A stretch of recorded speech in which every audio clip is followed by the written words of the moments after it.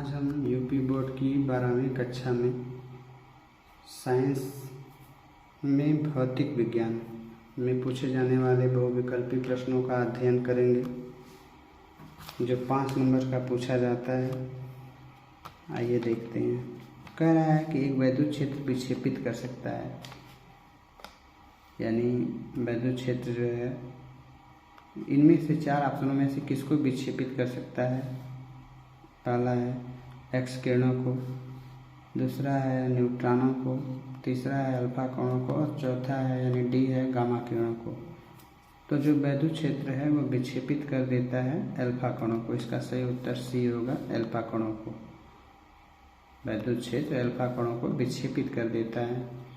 फिर प्रश्न संख्या दूसरा है वैद्युत क्षेत्र ई वेक्टर ई तथा में वेक्टर पी आघूर्ण वाले विद्युत ध्रुव पर लगने वाला बल आघूर्ण होगा वेक्टर पी गुणे वेक्टर ई के, या vector P into vector E के, या सी बराबर 0 होगा, या E vector E into P vector P के। तो इसका सही उत्तर बी होगा, vector P into vector E के बराबर होगा बल आघूर्ण।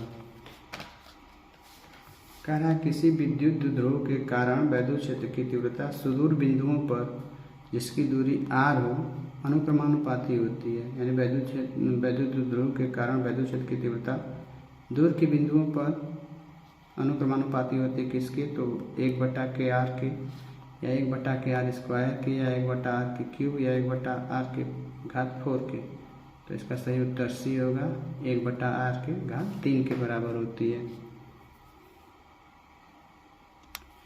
फिर प्रश्न संख्या पूछा निर्वात में वैद्युतशीलता यानी एप्सिलॉन का मात्रक होता है। बहुत महत्वपूर्ण प्रश्न है जो पूछता है परीक्षा में। यानी वैद्युतशीलता एप्सिलॉन का मान होता है पहला ए कूलाम स्क्वायर प्रति न्यूटन मीटर स्क्वायर, या न्यूटन मीटर स्क्वायर प्रति कूलाम स्क्वायर, या न्यूटन प्रति कूलाम, या डी है न्यूटन वोल्ट प्रति मीटर स्क्वायर। तो इसका सही उत्तर होगा ए वैद्युतशीलता का मात्रक होता है कूलाम स्क्वायर प्रति न्यूटन मीटर स्क्वायर। फिर कह रहा है प्रश्न संख्या 5वां है कि वैद्युत क्षेत्र की तीव्रता का मात्रक होता है। 4 ऑप्शन है। ए है न्यूटन प्रति मीटर, बी है कूलाम प्रति न्यूटन, सी है न्यूटन प्रति कूलाम और डी है जूल प्रति न्यूटन। तो इसका सही उत्तर है सी न्यूटन प्रति कूलाम। ये जो है वैद्युत क्षेत्र की तीव्रता का मात्रक होता है न्यूटन प्रति कूलाम। और भी होते हैं वैद्युत क्षेत्र की तीव्रता के मात्रक। जैसे प्रश्न संख्या 6वां में पूछ रहा है कि वैद्युत क्षेत्र की तीव्रता का मात्रक होता है। पहला है वोल्ट प्रति मीटर, बी वोल्ट प्रति metre square, C volt metre, या डी वोल्ट मीटर स्क्वायर। 4 ऑप्शनों में से इसका सही उत्तर ए होगा वोल्ट प्रति मीटर। ये वैद्युत क्षेत्र का मात्रक है। वैद्युत क्षेत्र का ही मात्रक है न्यूटन प्रति कूलाम। 2 मात्रक तो हमें यही दिख गए। फिर कह रहा है प्रश्न संख्या 7वां में कि धनावेशित वस्तुओं में होती है पहला न्यूट्रॉन की अधिकता, बी इलेक्ट्रॉन की अधिकता, सी इलेक्ट्रॉन की कमी और डी प्रोटॉन की कमी। तो इसका सही उत्तर होगा सी इलेक्ट्रॉन की कमी। यानी जो धनावेशित वस्तु होती है उसमें इलेक्ट्रॉन की कमी होती है। फिर प्रश्न संख्या 8वां है कि एक कूलाम आवेश में इलेक्ट्रॉन की संख्या होती है। यानी एक कूलाम आवेश में कुल कितने इलेक्ट्रॉन होते हैं। 4 ऑप्शन है। 6.25 × 10⁻17, 6.25 × 10⁻18, या 6.25 × 10⁻19, या 1.6 × 10⁻19। तो ये 4 ऑप्शन है। इसका सही उत्तर बी होगा। एक कूलाम आवेश में 6.25 × 10⁻18 इलेक्ट्रॉन पाए जाते हैं। आप चाहें तो Q बराबर n गुणे ई से आप इसको हल कर सकते हैं, जहाँ Q 1 रखना होगा आपको और E 1.6 × 10⁻−19। उत्तर n का मान निकालेंगे तो आएगा 6.25 × 10⁻18। फिर 9वां प्रश्न पूछ रहा है कि निम्न में से कौन वैद्युत क्षेत्र का मात्रक नहीं है। चार ऑप्शन है न्यूटन प्रति कूलाम, बी है जूल प्रति कूलाम, सी है वोल्ट प्रति मीटर, डी है जूल प्रति न्यूटन। यानी इसमें से ध्यान दें, जूल प्रति न्यूटन भी वैद्युत क्षेत्र का मात्रक होता है, वोल्ट प्रति मीटर भी जो है वैद्युत क्षेत्र का मात्रक होता है, और न्यूटन प्रति कूलाम भी वैद्युत क्षेत्र का मात्रक होता है। लेकिन कुछ का मात्रक नहीं है, मतलब जूल प्रति कूलाम, यानी इसका सही उत्तर बी होगा, जूल प्रति कूलाम, जो वैद्युत क्षेत्र का मात्रक नहीं होता है।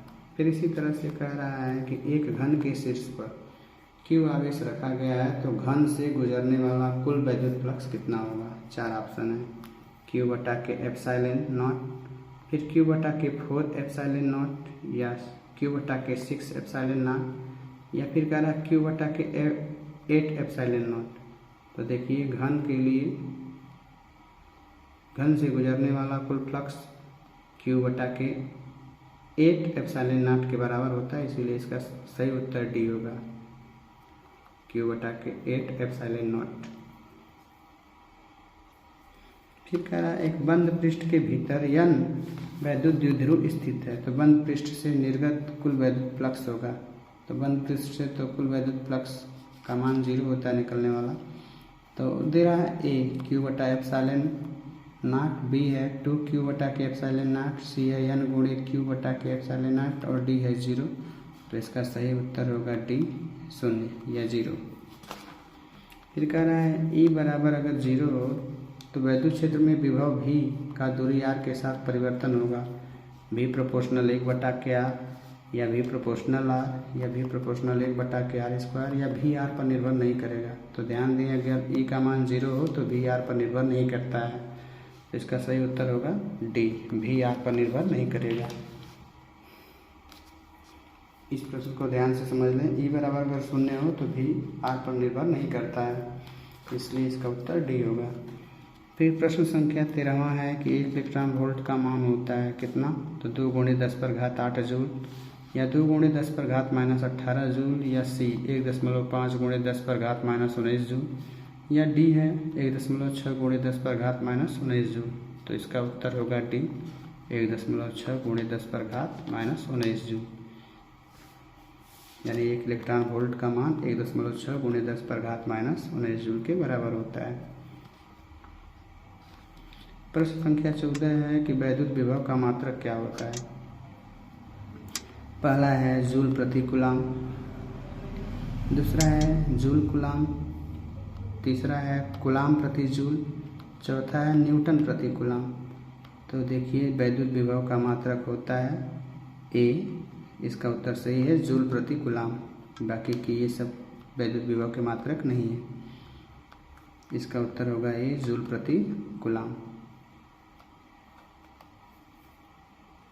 फिर करा निम्न में से कौन सा वैद्युत धारिता का मात्रक है।